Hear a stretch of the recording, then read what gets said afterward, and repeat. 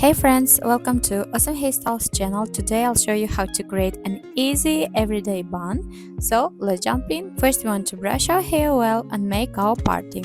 Then gathering all our hair into a middle to low ponytail, we want to use an elastic and tie it.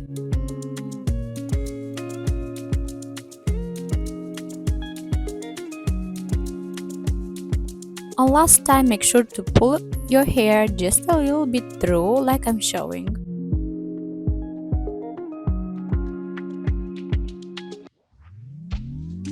Now, you want to grab the ends, divide it into two sections and twist each strand one way and twist them around each other opposite way until reaching the ends.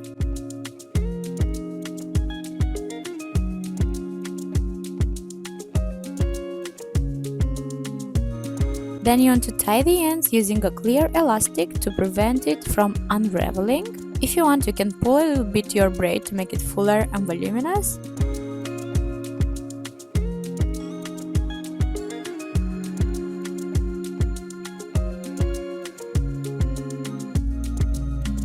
Then you want to wrap your braid around the elastic to hide it. Make sure to hide the ends under the bun. I'll use some grips. You can use also bobby pins to fix in place our bun.